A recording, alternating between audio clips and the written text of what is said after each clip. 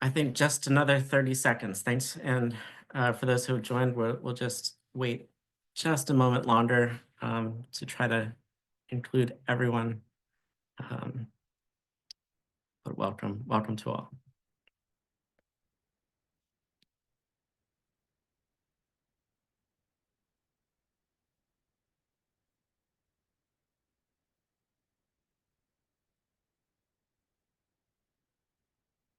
Okay, let's go ahead and get started.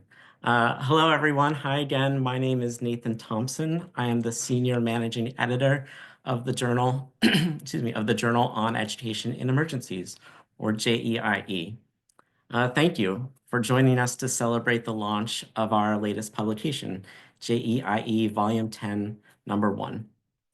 Over the next 90 minutes, we will highlight the impressive work of the authors whose research and fieldwork we published in the recent issue.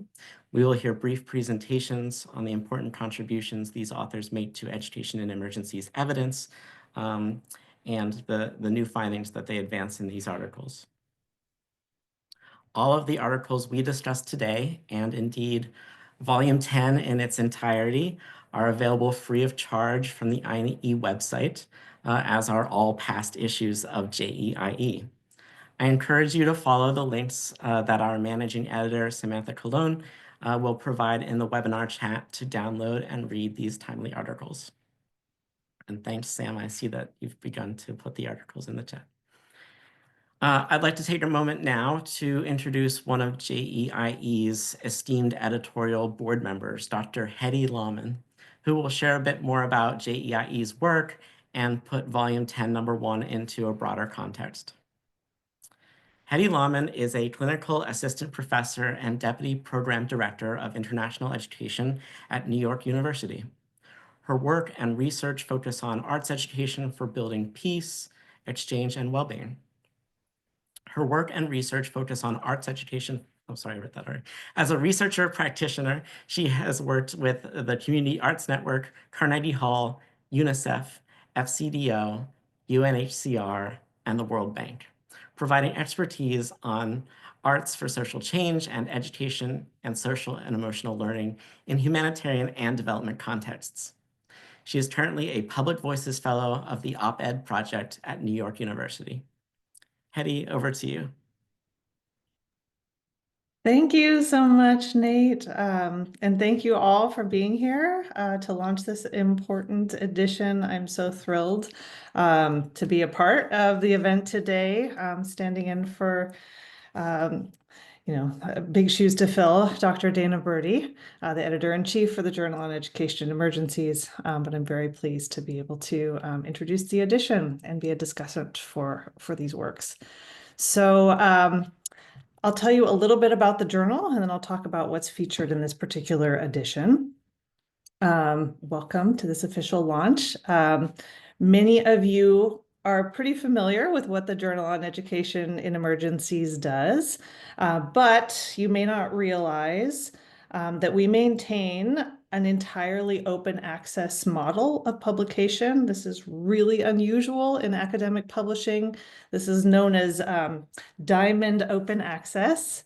And while we maintain this open access model, we also maintain rigorous academic standards. So that means that the contents of the journal are accessible and free to all readers everywhere. We don't charge fees for authors. We don't limit access to authors who are able to raise funds to pay for fees. And we maintain a truly open access model of publishing and central to our mission, promoting equity in the field. I have been closely connected to the journal since its inception, so it's incredible to see that here we are launching Volume 10. So Volume 10, Number 1 of the Journal on Education Emergencies brings together research and insights from diverse contexts, emphasizing the need for education systems that are adaptable, that are inclusive, that are responsive to the realities of crisis-affected communities. This issue offers fresh perspectives on how education can serve as a lifeline in times of conflict, displacement, and social upheaval. It features 5 research articles, 2 field notes, and 3 book reviews. These feature scholarly and applied research conducted by teams of academics, practitioners, advocates, and policymakers who live and work in an array of settings from Colombia, Ethiopia, Lebanon, Nigeria, Palestine, Tanzania, Uganda, and the United States. 25 authors have contributed to this edition, of which 10 are Global South authors, or authors that are coming or trained in countries we would typically associate with the Global South, of course, recognizing this is an imprecise term, but highlighting that here because it's so central to the mission of the Journal on Education and Emergencies, which really puts proactive efforts into making sure that the journal is not just representing knowledge from the global north, but ensuring that we're capturing the diversity of voices in this field.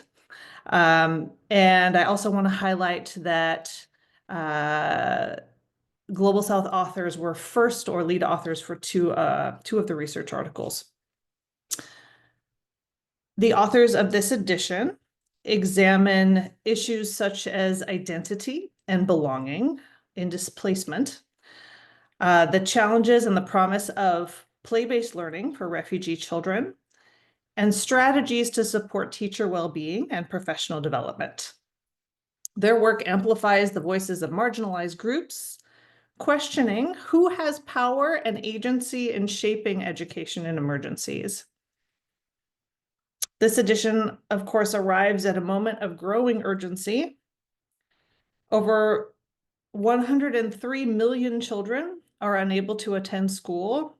This is an increase of 31 million children since last year. And the impact of conflict, poverty, and environmental crises on education is staggering. Children now make up nearly half, or 40% of refugee populations and 49% of internally displaced people. These kinds of disruptions not only deprive children of learning opportunities, but expose them to greater risks of violence and exploitation. And despite these challenges, educators, researchers, policymakers, people in this Zoom room continue to push for solutions that protect and strengthen the right to education, even in the most difficult circumstances. And with that, I will, in just a moment, pass it back to Nate to introduce the author's presentation. But before I do, I will say tremendous thanks goes to Nathan Thompson, Senior Managing Editor for the Journal on Education and Emergencies, whose leadership, dedication, and incredible attention to detail make it possible for the journal to do what it does, to produce and disseminate high-quality research and knowledge. And this, of course, would not be possible without Managing Editor Samantha Colon and the incredible team that supports them. So thank you, Nate. Thank you, Sam. And over to you, Sam, to introduce the author's presentations. Thanks, Hetty. I just want to extend that note of thanks, and it's well received. Thank you so much as well. Before I give the floor to the speakers, I just want to acknowledge everyone else who made the new issue possible very briefly. Thanks to the rest of our editorial board members, their expertise and insights in curating the issue often go unrewarded, but they're crucial to the process. And like Hetty said, Dr. Dana Birdie is our editor-in-chief, and many thanks are owed to her leadership. Thanks as well to our editorial assistants, Sophia Gomez-Doyle, Anya Peruta, and Amina Rotari, and our technical editor, Kelly Gillespie. And many thanks, of course, to Sam for facilitating the chat today, and all she does for the journal.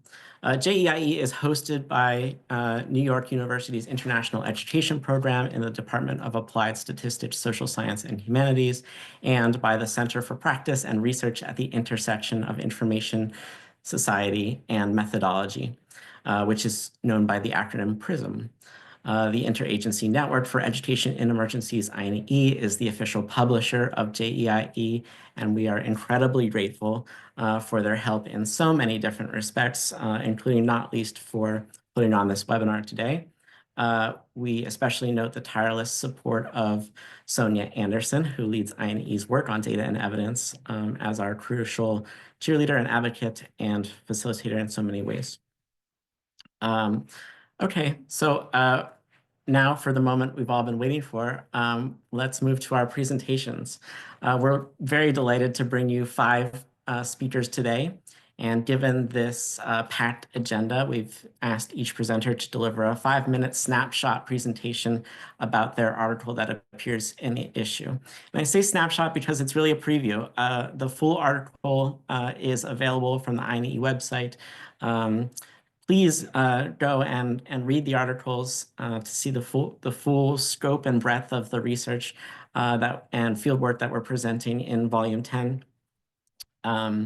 And I know that Sam will share the links to each piece as we introduce them. At any point during the webinar, please pose questions for our panelists.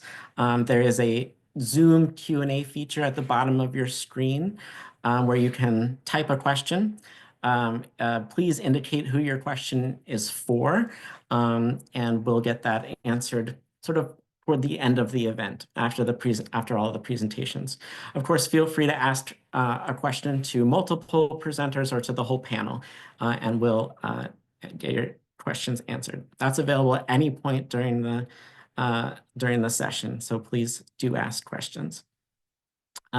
Finally, just as the quick reminder to our panelists to help keep our agenda on time, when you see Amina turn on her camera, that means you have about a minute left to present. So plan to wrap up after you see Amina turn her camera on. With that, finally, I will introduce our first speaker. Andy Reynolds will present her research article, "It Would Help If We Actually Knew About the Initiative: The Barriers Female Refugees Face in Accessing Incentive Teacher Training in Ethiopia." Andy is a teaching fellow at the University of Edinburgh. She's currently located in Edinburgh, Scotland. Andy, the floor is yours. Thank you. Thank you so much, Nathan, and hello to everyone. It's really nice to see you all. My name's Andy Reynolds, and I'm going to talk a little bit about my article that has been published in this fine journal. So just as a little bit of background, this research was actually conducted in 2020. Believe it or not, we collected the very last data on the day that COVID arrived in Ethiopia. So it was serendipitous for us, but not serendipitous for everybody else. So I was recruited to lead this research project by UNICEF, which was to uncover the barriers that impede the participation of female refugees in incentive teacher training in Ethiopia. For those who do not know about incentive teacher training, it is for refugees to be able to train and potentially be qualified as a primary school teacher in Ethiopia, and it's also available in other countries as well. But very little has actually been documented about incentive teacher training, and the refugees who do this, who teach in the primary schools, are paid an incentive payment. They're not paid a salary. So I was recruited along with 21 researchers to do research across 14 different camps in Ethiopia, refugee camps. We were originally supposed to do all of the refugee camps, but some of them were not accessible due to security grounds. There were 11 women and 10 men on the research team, and 20 were Ethiopian nationals. I was invited to lead the research because of my expertise in participatory research, but I have to say I really pulled on my Ethiopian national researchers to learn about the context and their expertise with refugee education in Ethiopia. So what we did was we designed and conducted a situational needs assessment in all 14 of the refugee camps. But what we wanted to do is we wanted to make it as participatory as possible. So we included participatory tools into our research design, especially in the focus groups. We conducted focus groups, we conducted interviews, and we also used survey questionnaires. But in the focus groups, we also used participatory tools such as body mapping, fishbone, bridge analysis, and so on and so forth to get more participation in the research process. In 2 months, our fantastic team managed to collect data from 685 participants across 9 participant groups in the refugee camps, which included young refugee girls who were eligible or soon eligible to become primary teachers, existing incentive and national female teachers, and also government officials, INGO staff, parents, and so on and so forth. And then once we collected the data, we conducted thematic analysis on all of the data, which was the data from the interviews, the focus groups, and the surveys using Braun and Clark's 6 phases of thematic analysis. Next slide, please. So this is the good stuff, okay? What did we find out? Well, we identified 3 initiative-specific barriers within the Incentive Teacher Training Initiative itself, but also 4 associated structural barriers. So I'll start with the initiative barriers as well.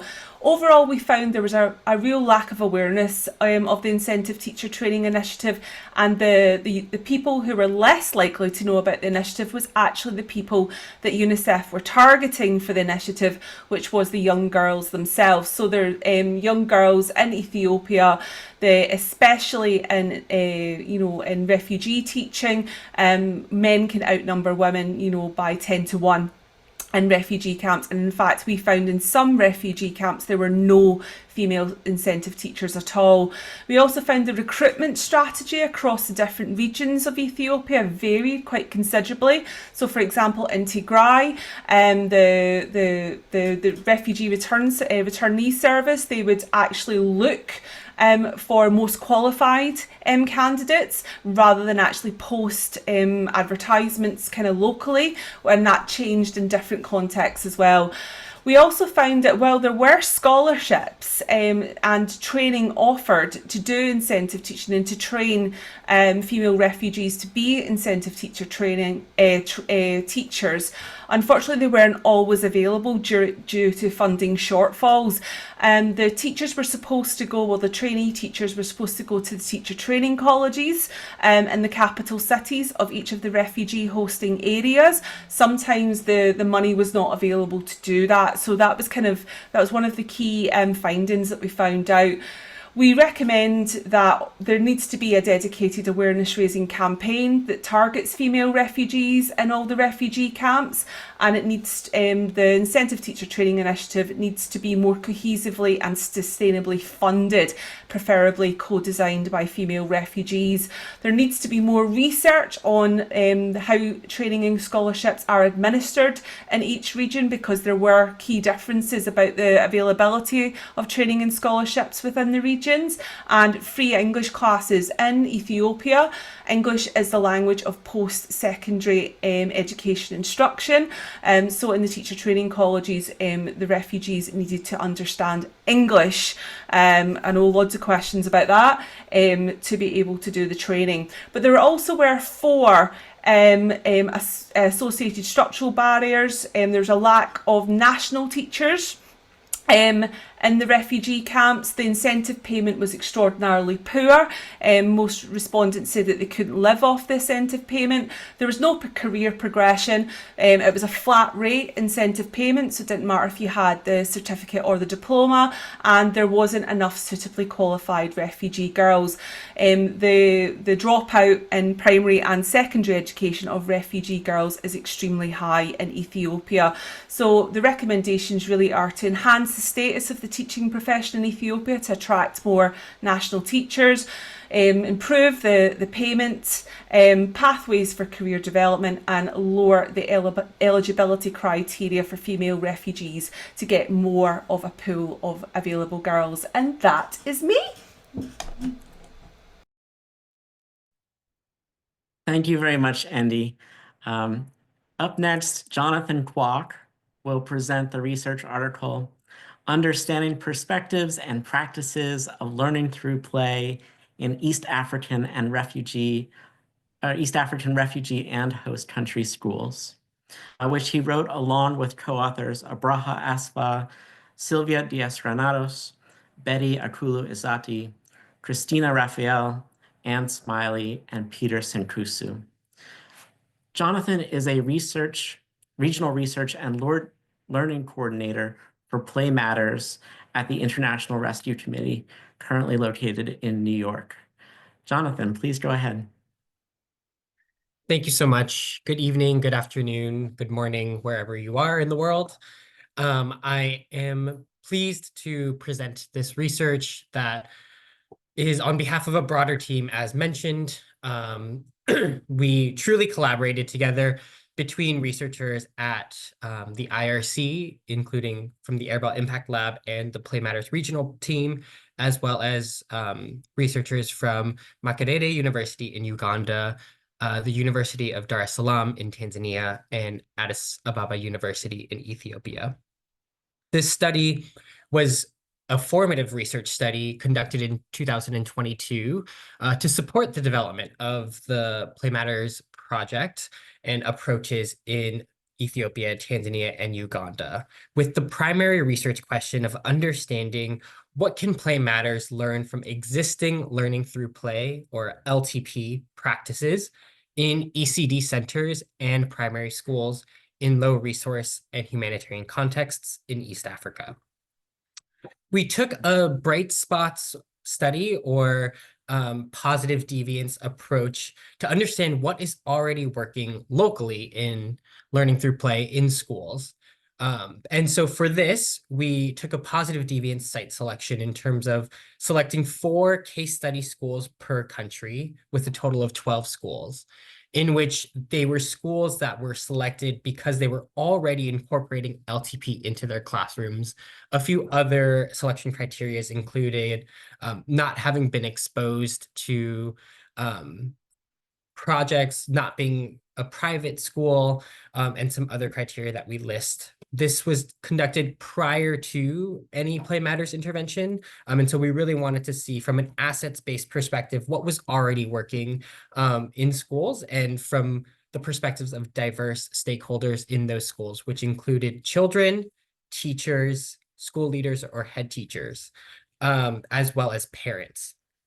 And so we used a variety of ethnographic methods that were visually stimulated, in which teams of researchers spent anywhere from 15 to 21 days in schools, where they conducted interviews at multiple time points, as well as semi-structured classroom observations, general free play and school activity observations, as well as focus group discussions.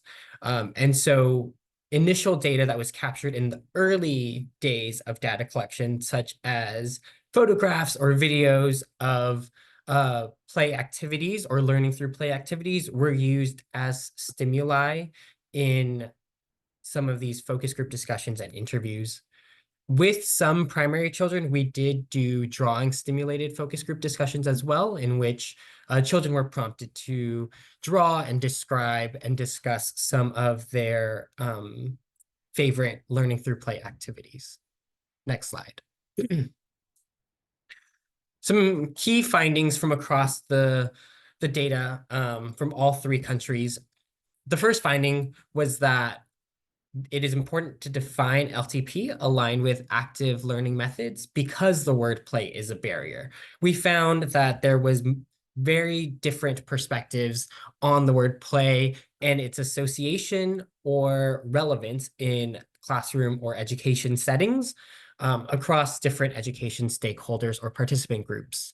So respondent groups primarily had these differing perspectives that caused us to realize that play itself as a word is a barrier, and needing to see how it can be reframed and situated within existing literature, policies, and interventions within the region and in these 3 countries and the refugee hosting areas specifically.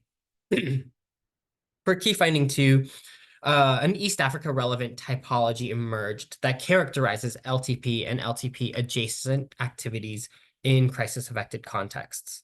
So this typology synthesizes activities observed from literature on play, LTP, and active learning, as well as the activities that we actually saw in practice, to create zones of classroom practices based on the presence of a learning objective and the presence of playful characteristics, to which we then map the different LTP activities observed against this typology and these zones. The third key finding is that teachers should be supported and celebrated to make incremental changes in their teaching practice. So teachers require holistic support from myriad education stakeholders and continuous professional development to implement LTP practices aligned with education policies with quality and confidence. So this means engaging the different actors within the socio-ecological framework of schools, considering system actors, considering education officials, considering parents and community members, head teachers or school leaders, as well as peers and children and learners themselves, in recognizing the work towards implementing LTP practices and incremental behavior change. So making sure that teachers are provided with holistic support in order to implement LTP practices in their classroom. These are a few of our key findings, but the paper itself dives deeper into the actual varying perspectives, the practices observed, and the various barriers and enablers that we found related to implementing learning through play in classrooms in refugee and crisis and conflict affected settings in Ethiopia, Tanzania, and Uganda. I hope you read it, enjoy it, and engage with it. Thank you. Thank you so much, Jonathan. Next, Somaia Razak will present the research article, Navigating Remote Early Childhood Education in Hard-to-Access Settings, a qualitative study of caregivers and teachers' experiences in Lebanon. I want to acknowledge as well Somaia's co-authors for the article.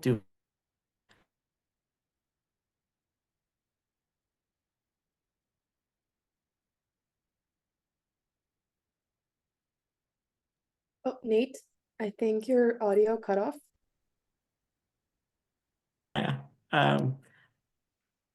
Somaia is an associate research scientist at NYU's Global Ties for Children, currently located in Michigan.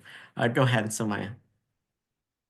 Thank you, Nathan. Hello, everyone. Hello from Michigan today. My name is Somaia Abdulrazzak, and our article discusses the implementation of remote early childhood programs in emergency context, drawing insights from a qualitative study conducted in Lebanon. And we use the word hard to access because we were focusing on villages, on the borders between Syria and Lebanon. So this is what we mean by this term. Here I want to take a moment to give credit to my co-authors, an incredible team of mentors and colleagues. I'm truly grateful for publishing this work alongside them. So a bit of a background, this article is part of a larger project that included an RCT, a randomized controlled trial. So our goal for this paper was to, first of all, understand the story behind the numbers and how this program actually worked, given the challenges and challenging circumstances that both providers, the teachers, and participants, the caregivers, were going through. Lebanon, the country that we're working in, had faced multiple crises, including a financial downturn, political instability, the COVID-19 pandemic, and the Beirut port explosion in 2020. And these events have strained the country's infrastructure and more so affected vulnerable populations, notably Syrian refugee families. And therefore, access to education in general and ECE for these communities have been limited. And we talk more about it in the article, of course, in details and how actually what it looked like in their daily lives, from traveling to different areas for better connection, to borrowing smartphones from extended relatives, to many examples in which caregivers and teachers really went out of their way to make it work. I think we can move to the next slide. I'm trying to remember what I mentioned on the slides because it was a long time ago. So in response to these challenges, the International Rescue Committee kind of adjusted the mode of delivery for 2 programs in 2020. Those programs were planned to actually have to take place in person, and they were shifted online because of the COVID pandemic. And by the way, both programs exist under the umbrella of Alan Simpson project, which is the overall grant, regardless of what the names of the programs are. These 2 programs were the Remote Early Learning Program, RELP, and the Alan Simpson Families. The first one is an ECE program that was delivered through WhatsApp group calls, and it provided caregivers with structured lesson plans and play-based activities to enhance children's literacy, numeracy, and social emotional skills. The second program, Alan Simpson Families, ASF, was a parenting program designed to support caregivers in promoting their children's development and well-being. So in the findings sections and with data from 71 post-intervention interviews and 9 focus group discussions conducted in July of 2022 and January of 2023, employing thematic analysis, we wrote about a number of interesting findings. I would like to focus on a few of them today, my favorite if you want. The first one is actually the effectiveness of ECE in remote modality in emergency settings. So our quantitative research had demonstrated that remote ECE programs can significantly impact child development, even in emergency settings. This study reinforces that finding and showing that remote ECE initiatives can both be feasible and effective in emergency settings. We talk about the flexibility of how it impacts sustainability basically talking about how flexibility that was like a core element in the study in the findings, how it impacts sustainability and how it impacts teacher burnout. So we talk about this a little bit in the discussion. We also talk about caregivers' perception and how it differed between the 2 programs. That was another interesting finding, and how they treated the 2 programs differently. And in what ways this could have affected the results. We talk about involvement of several members in the program. The program was initially designed to be delivered to a parent or a caregiver with a child, so parent-child dyads. And in our findings, we found that more family members and relatives were involved. So we're talking about the circle of care and the involvement of older siblings. And we also, from a theoretical perspective, we talk about the ecological theory as proposed by Wesner, suggested how such programs to be impactful, they must align with families' daily routines. However, in this study, we found that many caregivers lacked consistent daily routines, yet the programs still had a positive impact. So this in some ways challenges the notion that structured routines are a prerequisite for successful ECE interventions, and invites further research into how flexibility can be integrated into program design. So in conclusion, I would say this study demonstrates that remote ECE programs can be effective in hard to access settings when they are flexible, culturally sensitive, and supported by robust training and community engagement. These insights can inform the design and implementation of similar programs in other challenging contexts. And I think there are several interesting findings that the researchers and practitioners in the field can further investigate. So I invite you to read the full article, and thank you so much for attending today. Many thanks, Somaia. Before I introduce our next speaker, I just want to reiterate that if you have questions for any of our panelists, please do use the Zoom Q&A function at the bottom of your screen. I see that there are some questions beginning to appear in that tool, so please continue to use it. We'll address the questions after the final presentation. Next, we will hear from Bart Wagemakers about his field note, Cultural Heritage and Education, a place-based educational project in Jericho, Palestine.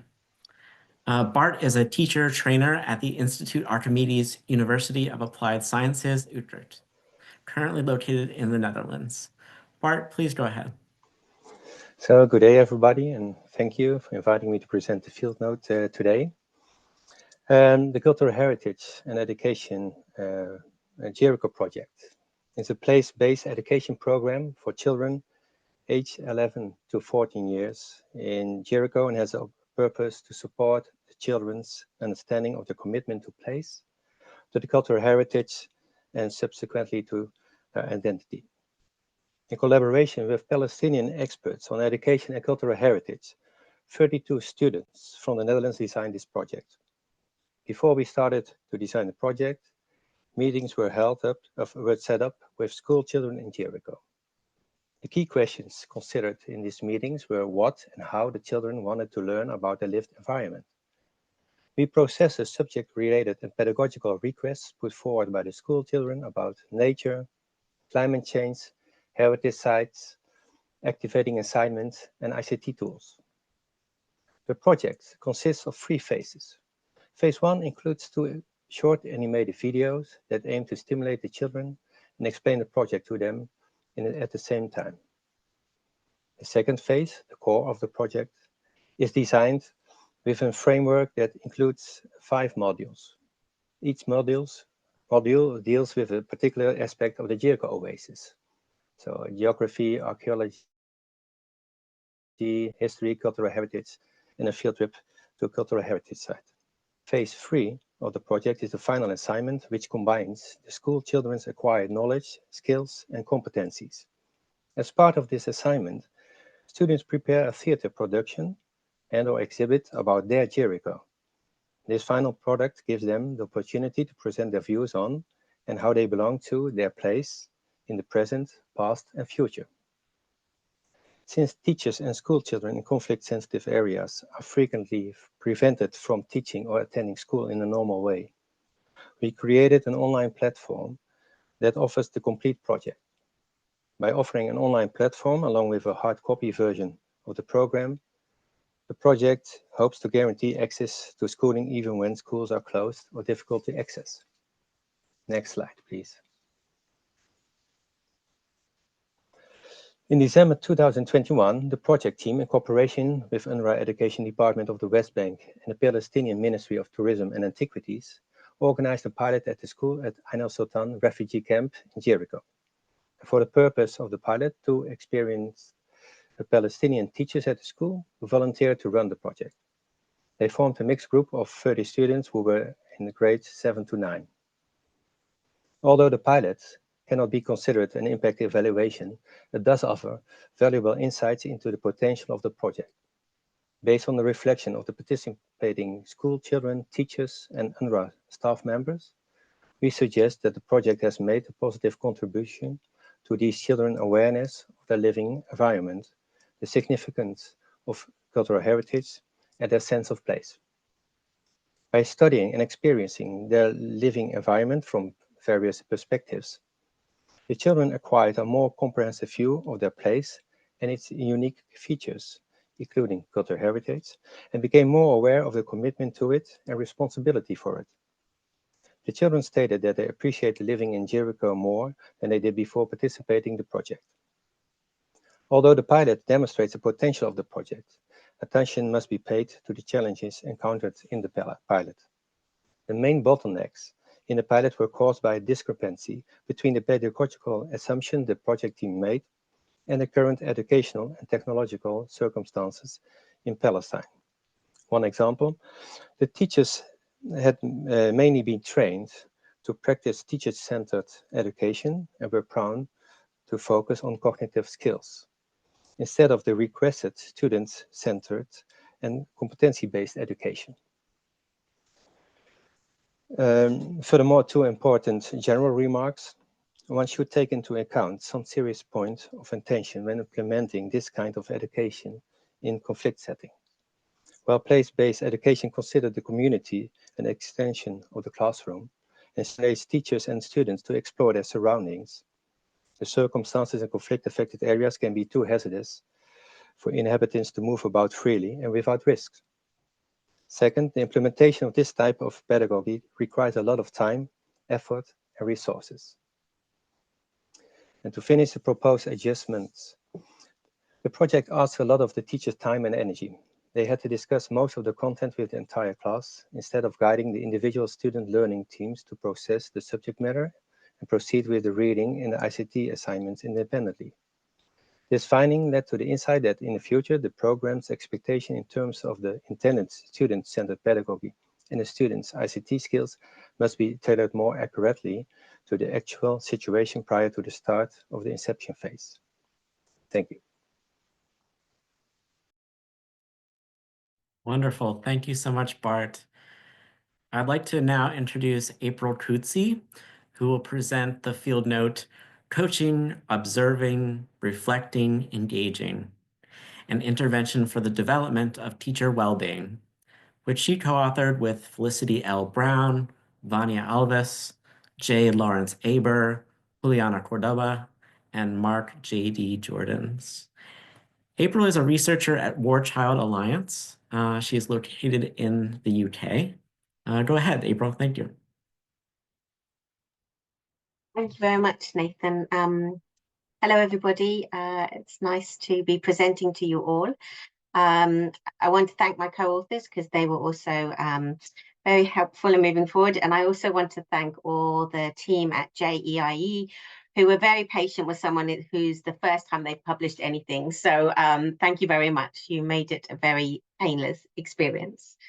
So I want to talk to you today about the development of CORE, which is Coaching, Observing, Reflecting, Engagement, which is an intervention that was developed through War Child Alliance and partners to really address some of the needs of teacher well-being, because I think we've seen, especially in EIE, the need to really do something around teacher well-being. It's not really prioritized that much, and it's becoming more relevant, especially after COVID. So the paper outlines the three main areas. So the first one is to really look at the development of CORE.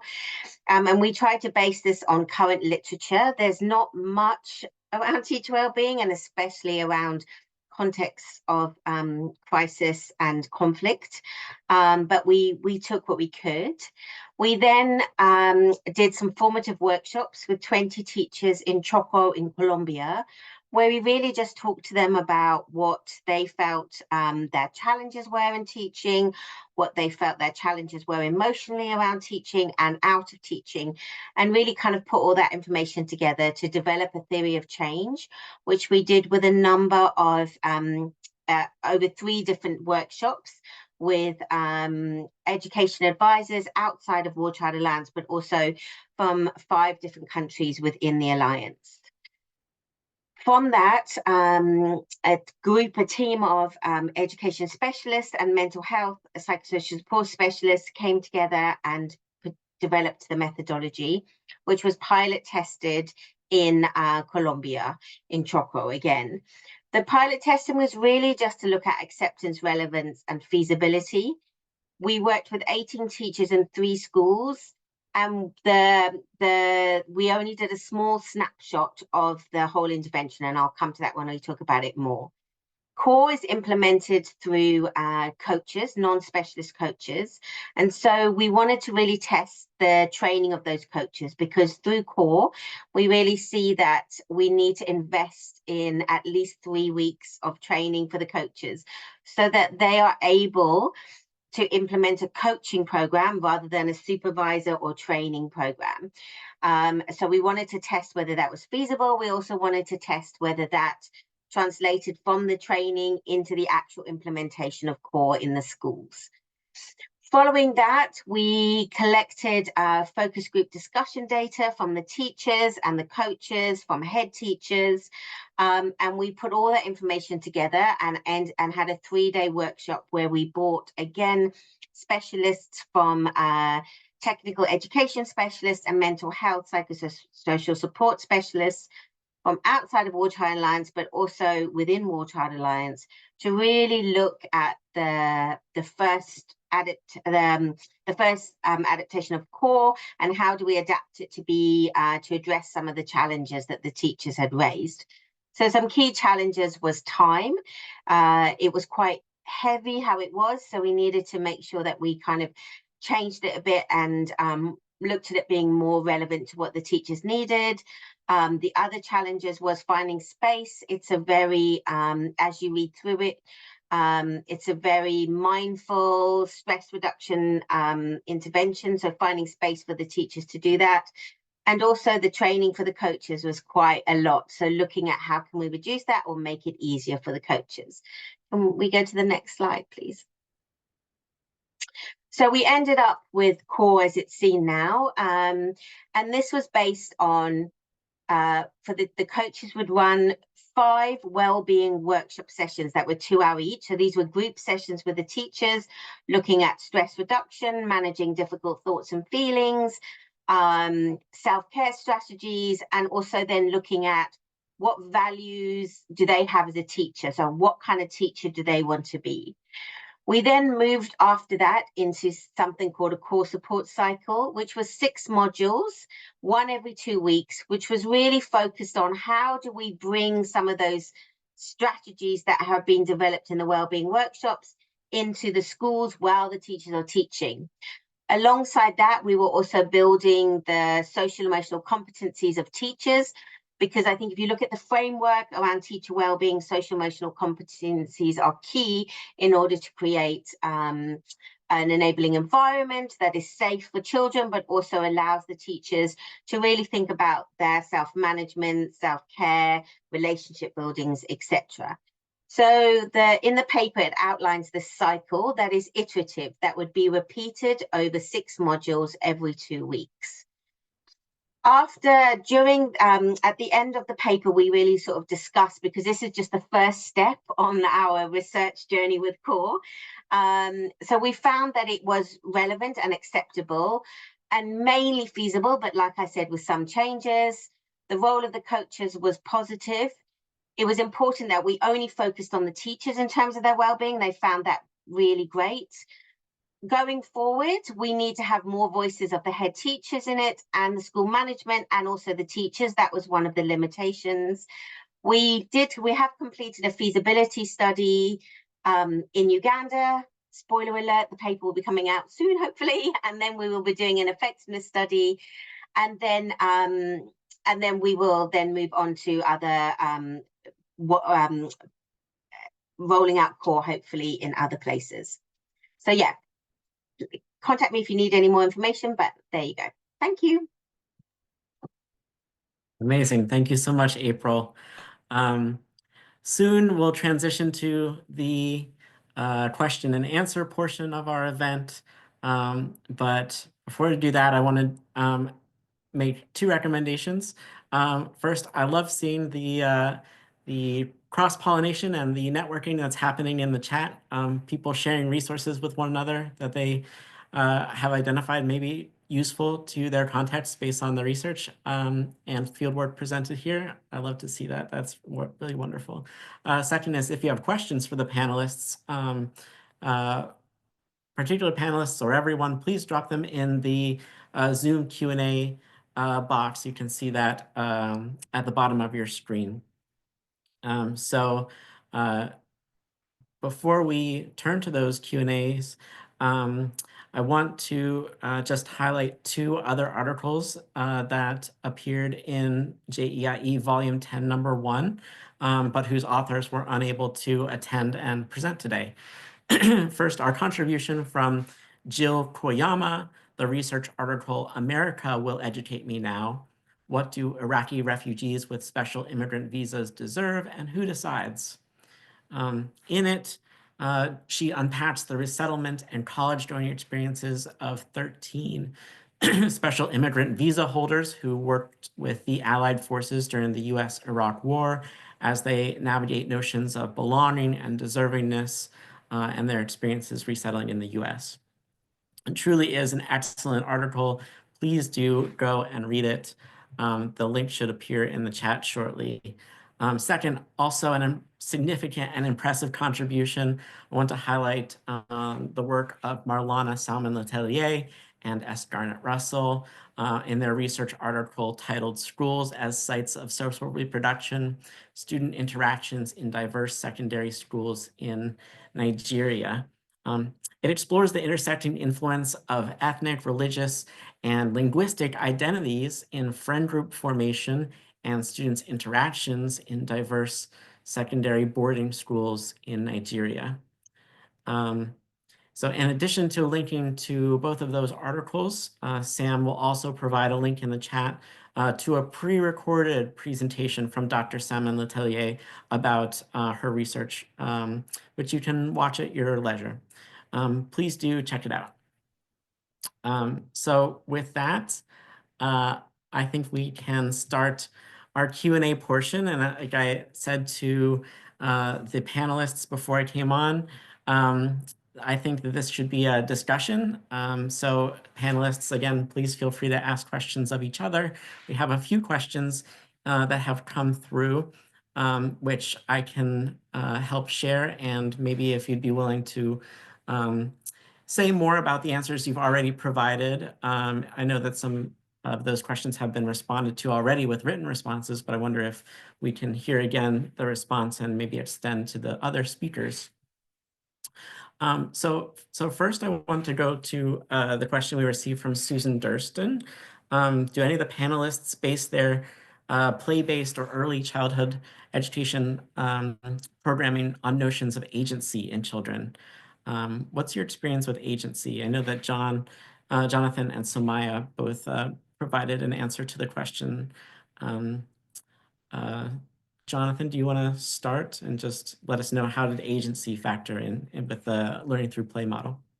Yeah, for our study in particular, agency, especially looking at the child level and student agency, didn't emerge in the perceptions part. Actually, probably the opposite, where for the most part, most participant groups felt that education spaces were supposed to be kind of more top-down, teacher-centered, teacher-directed spaces of learning, which was influenced by a variety of factors, where even though there were policies that support more inquiry-based or learning through play activities or play-based methods, the examination structure, the tight timetables, all of kind of the traditional barriers that we heard of retained and rang true.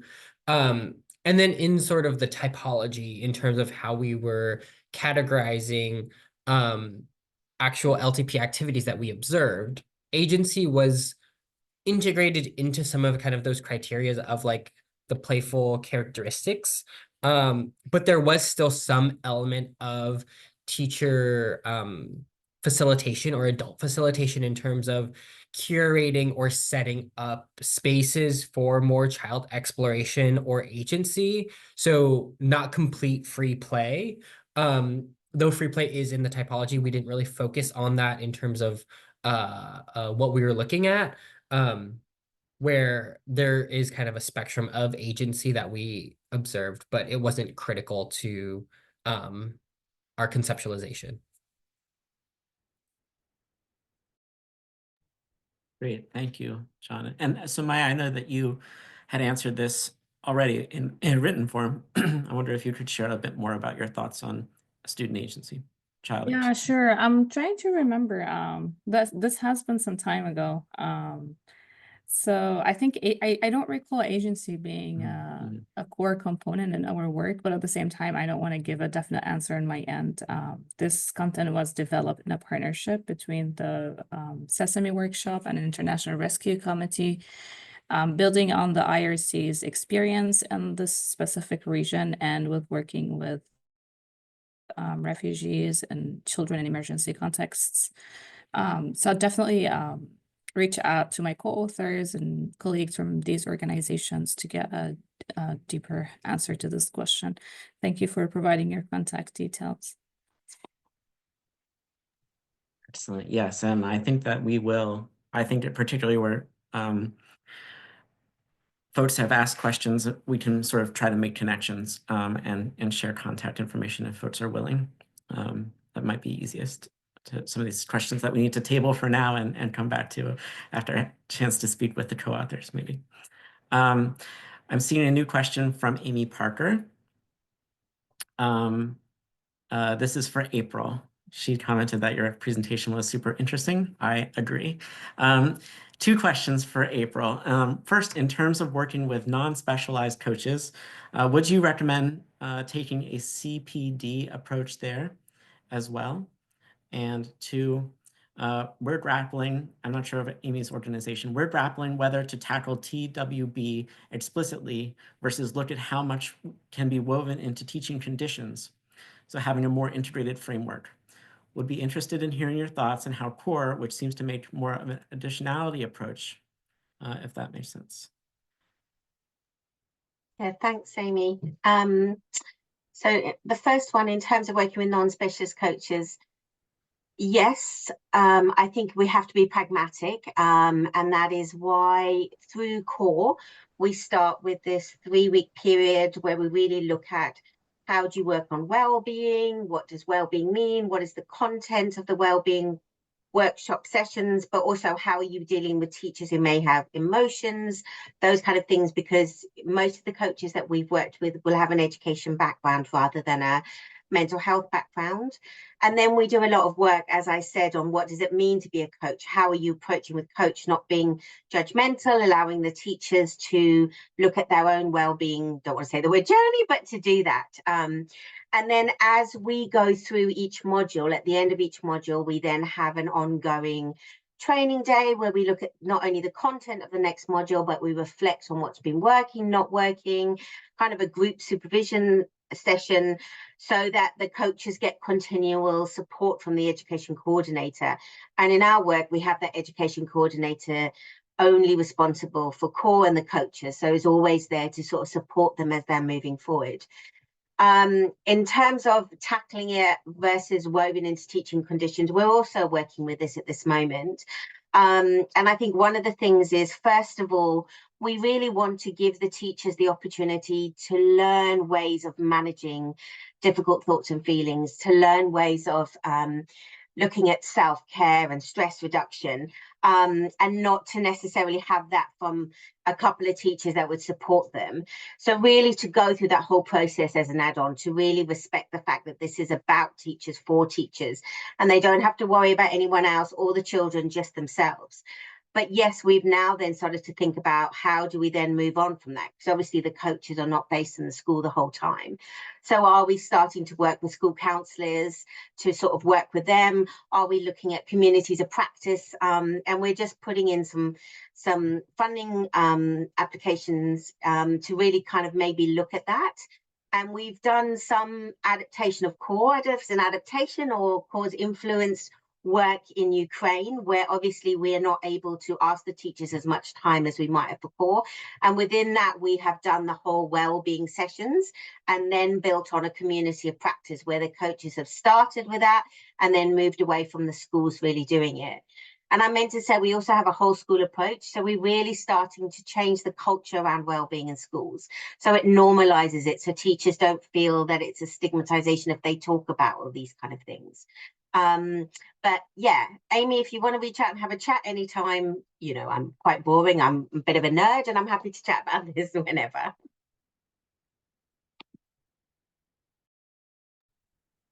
Thanks, April. I wonder, I'm picking up on the core intervention and how the program sort of worked within the school environment and the stakeholders at the school. I want to go to you, Bart, and ask about getting the Cultural Heritage and Education Jericho program into the schools that you worked in. What resources do you ask for from the schools? How was it taken up? And what did principals or head teachers receive, or how was it facilitated with them initially?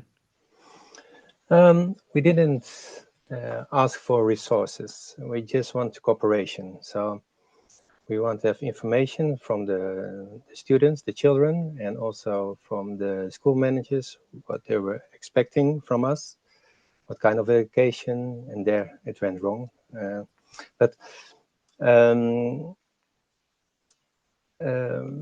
was a difference between the state schools in Palestine from the Palestinian Ministry of Education and the UNRWA schools. So the cooperation with the ministry was more difficult than with the UNRWA schools in the refugee camps. So finally, at the end, we focused on the UNRWA schools, and they were very happy to cooperate. And so what we did, we had some meetings with the children. We're talking about agency before, but what do they want to learn? How do they want to learn? And then we also asked the managers of the school and also of the UNRWA educational team what their wishes were. And then we were able to include all those topics and all kind of pedagogies. The fault we made at the time we wanted to design to set up the project, we didn't know which teacher would join us for the pilots and also for the test everything. It was postponed every time. So they said, yeah, you will know who the teacher will be. But we never had that moment. So we started to build the project along the answers from the children and the managers. But stupid enough, we didn't involve the teacher who have to run the project. So there it went wrong. Our expectation, also the wishes from the children, they didn't want to listen to the teacher. They wanted to be active, to experience, to find out everything by themselves. And also the managers of education department of UNRWA told us that it should be student-centered with learning groups, and the teacher should be just guiding and not teaching. But in practice, it was the other way around. So.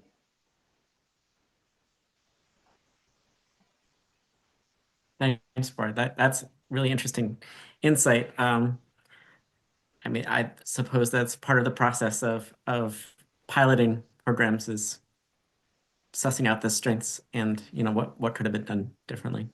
Yeah, appreciate you sharing that. Thank you. Lots of questions coming in now. Thank you to everyone in the chat. Let's go. I appreciated the question that Shreya from INE put in the chat. Shreya, do you want to ask your question or do you want me to read it? Yeah, sure. I can ask. I was just curious because I know that some of the data was collected maybe a couple of years ago. And in emergency situations, things evolve really quickly. And kind of the relevant windows for sharing these findings are quite small and can sometimes be challenging to sync up with the kind of official publishing process. I was just wondering if researchers in this group have faced challenges in that regard, and if so, how they've dealt with it and maybe built some dissemination practices that maybe don't require the study to be published before the findings can actually go in and be shared with the relevant stakeholders.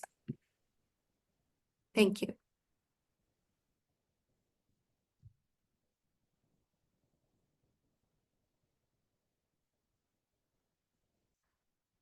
I wonder, Andy, do you want to offer an answer to that question? I know that there's also some related chat happening with Sophia's question. Do you want to come in? Sorry, Nathan, I have been frenetically typing away here. Would you like to repeat the question, please?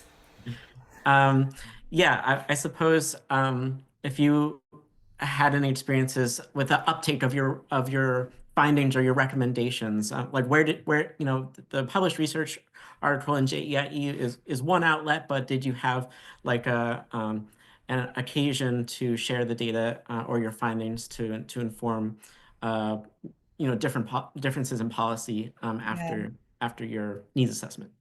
I have to say that's a really good question. We were fairly lucky in the sense that we did some dissemination work with UNICEF Ethiopia and also with the Ministry of Education. And some RRS, that's the Refugee Returnees Service, who they look after refugee education in the refugee camps. We did have dissemination sessions with all of those actors, and they were really positive around the findings and recommendations, and some of the recommendations have been taken up.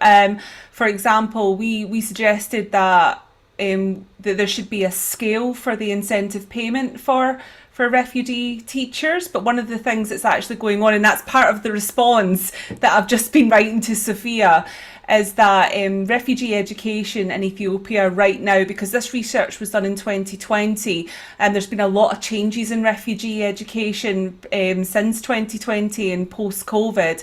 The plan is now is for refugee education to be much more integrated with host community education, so not to see them as separate, but to integrate refugees into national curriculum education in Ethiopia. But also there are plans underway, and it's all dependent on funding, to actually ensure that incentive teachers are paid the same salary as national teachers. So there was a lot of talk in those dissemination sessions about doing that kind of work, and there is policy in place and there's strategies in place to actually to do that work. So yeah, we were really quite fortunate. However, it is all funding driven, and that's what stakeholders will say. It is very much funding driven. But yeah, we did have quite a lot of scope to put forward our conclusions and recommendations. Yeah, thank you. I want to does anyone else have any response for Shreya's question? Opportunities to disseminate findings and insert the findings and the evidence into that evidence to uptake to policy cycle. Maybe Somaia, Yeah, I can add a little bit. We had approached this in different ways. First of all, with co-interpretation workshops with stakeholders and people who actually participated in this study, with a group of teachers and teachers in person in Lebanon. That was an interpretation of our preliminary results before we published anything anywhere else. So we started with that, and then we had a series of presentations and webinars within the three partner organizations, being Sesame Workshop, the International Rescue Committee, and New York University. We also presented at different conferences. We presented at the Society for Research on Educational Effectiveness. We presented at the Comparative and International Education Society conferences, both last year, 2024, and 2023. Sesame Workshop in particular has been publishing a lot of media content and videos in short bites about the findings of this research. And I think each one of the three partners have been posting on their websites either news articles at NYU through the Global Ties for Children. On our website, we've published policy briefs as well. So it has been we have been using different methods to reach different audiences, and I guess the only outlet that I would really love that we would focus on more in the future is government and policymakers in public sector in those regions. But I understand some of the complexities in that sense, and especially with the recent changes and how refugees are now moving across different countries. So that imposes its own challenges as well.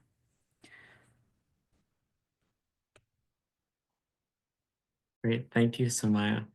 I want to just open it up to our panelists. Do you have any questions for your co-presenters today? Or of course, Hetty as the discussant, any questions that you'd like to address to our panel?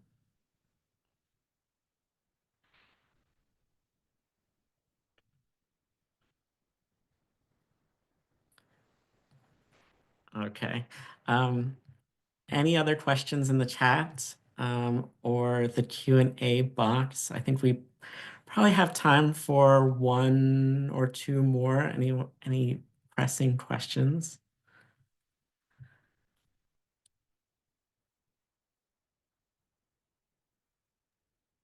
I can certainly throw out a few questions. Please go ahead. Sure. As long, I don't want to take up anybody else's space because I know you probably have a lot of questions for each other. But you know, there were some of the questions that I've seen come up in the chat, but I would love to hear you know, thoughts across your work. I mean, one of the themes that I heard come up throughout these presentations was the importance of supporting teachers.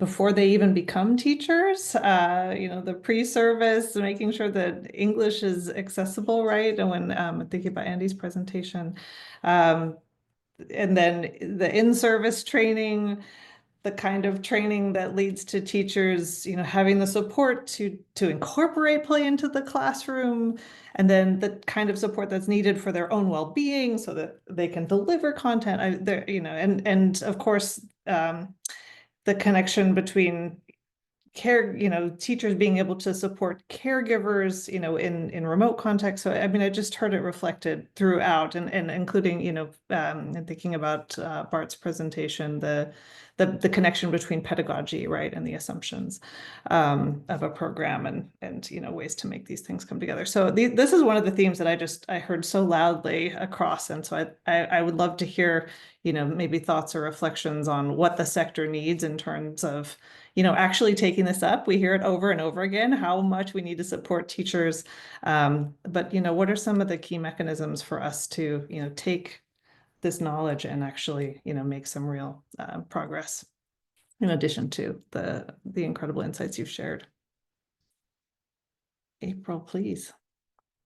I'm really pleased, Heidi, that you saw that thread through with teachers, and it was really lovely to see that come through in all of the presentations, because I think teachers are just forgotten as human beings, right? Teachers are only seen as a vessel to get to a child, and all their needs are kind of only if it can reach a child, right? Only if it's all those things.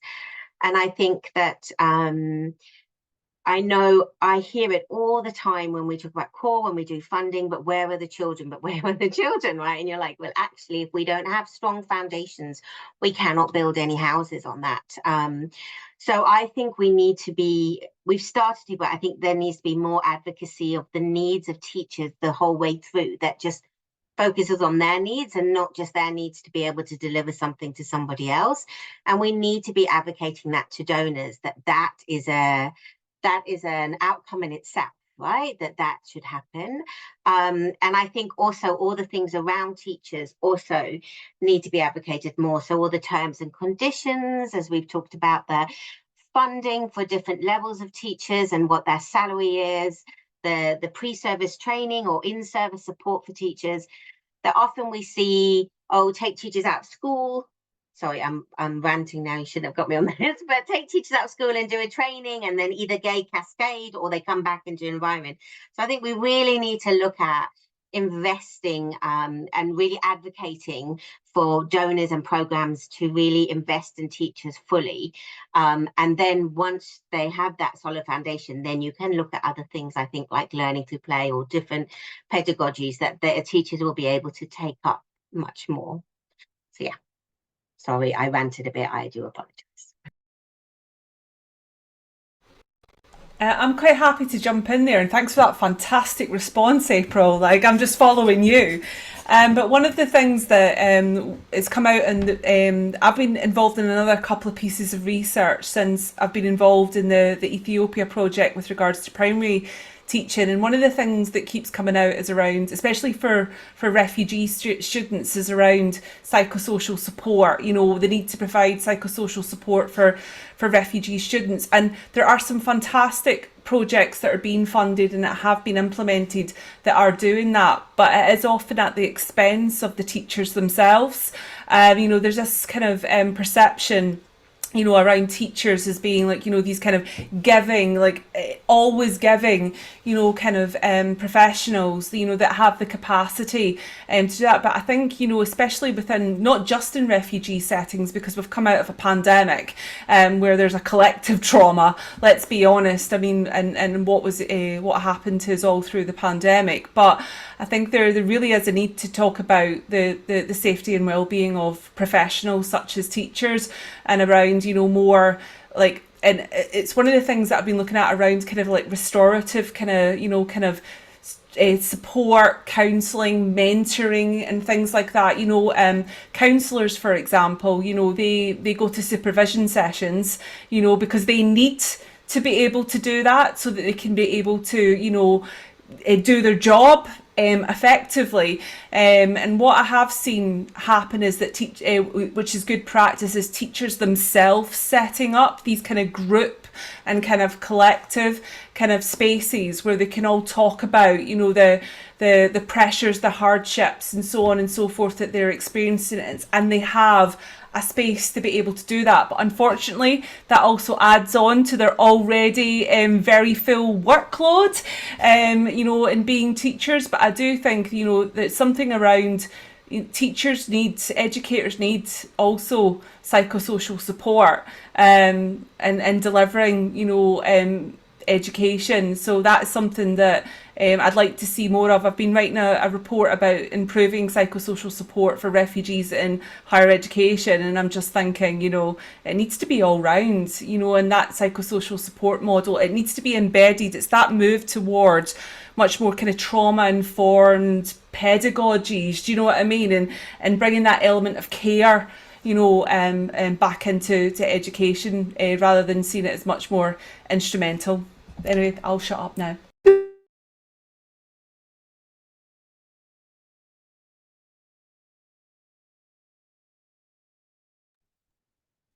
Yeah. Yeah, thank you, everyone. Hetty, do you want to take us home? Any other reflections, I would be comments? happy to. I think John was just about to Yep, jump in, John. and so I'd love to, if We you'd like absolutely have to, time. Yeah, and John. then I can wrap up. We agree with everything that Andy and April said about the importance of recognizing teachers' basic human foundational needs, and that being a critical outcome in and of itself, and the overburdened workload that we often put on teachers and expect. And yeah, not going to rehash it all, but I think the only other thing that we would contribute from our article is sort of this element of, from this typology of seeing LTP practices and pedagogy as a spectrum of practice, and this element of professional development, meeting teachers where they are and supporting incremental change, and that it doesn't have to be this binary either or, yes and, but more of a yes and sort of like a, let's celebrate teachers who make this incremental change. Let's support them. Let's provide them with the physical and the training resources to be able to try out new pedagogies and new approaches. And when they do, let's support them. When they need extra support, let's provide that. And so thinking about meeting teachers where they are and not expecting them to be able to do everything that we would expect from an American or a European or, you know, these other school systems, but recognizing some of the more structural limitations that are present and then celebrating and supporting them in that incremental change.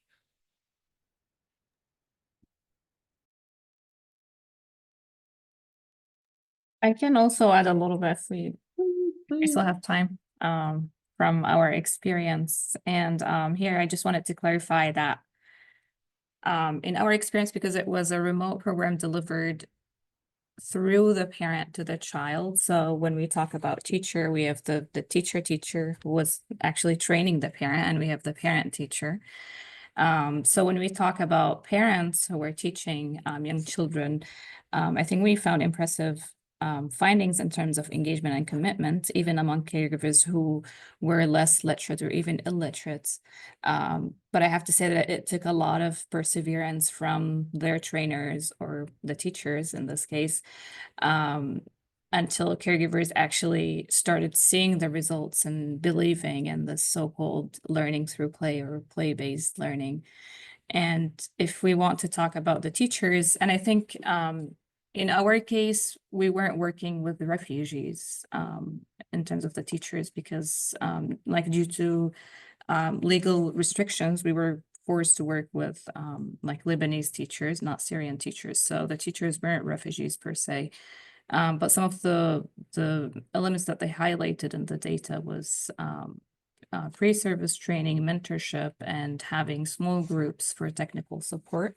These were WhatsApp groups in our experience. And I would say that different teachers handled challenges differently. For example, scheduling makeup sessions for caregivers who missed the initial group goal. Some teachers had a structure in place and had like pre-scheduled makeup sessions for whoever would like miss the initial session.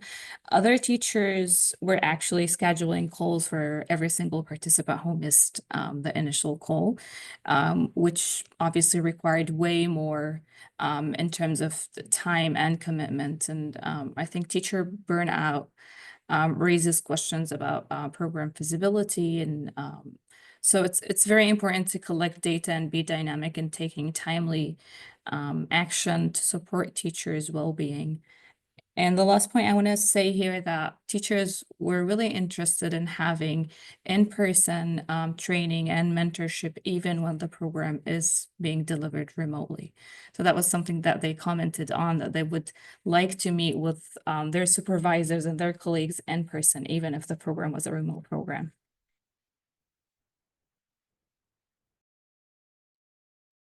Thank you so much for these remarks. Nate, should I wrap us up or? Yeah, Bart, absolutely. I won't put you on the spot, but if you wanted to add anything, I certainly would invite you to do so. But if not, I'm happy to tie us up with a few closing remarks. So it is truly my honor to discuss this latest edition of the Journal on Education and Emergencies, and to hear these snapshots. It's so rewarding to hear the ways that, you know, those of you who have spent so much time doing this work to highlight the key things that really stood out and that you really want to shout from the rooftops for your audiences to hear. So thank you so much for all the time and effort that you put into making these presentations so clear. This edition brings together critical scholarship on, for crisis affected learners. We heard a number of key themes, one of which is the challenge and at times the disconnect between how programs are designed or imagined or assumed to function and then how they actually function in real world contexts. Too often, well-intended initiatives fail to account or even have enough awareness about the existing barriers in these incredibly challenging settings, what the local priorities are, what the resource constraints are, and how that's going to influence and shape the implementation of these well-intentioned and terrific programs. The research here and the knowledge shared challenges us to rethink these assumptions, consider how we can use participatory approaches, how we can get more of these marginalized voices informing how programs are designed and implemented in order to make education systems and delivery more adaptable, context sensitive, and of course responsive to those they're meant to serve. One of the most pressing areas where these bottlenecks emerge is in teacher training and professionalization, as we've just been discussing.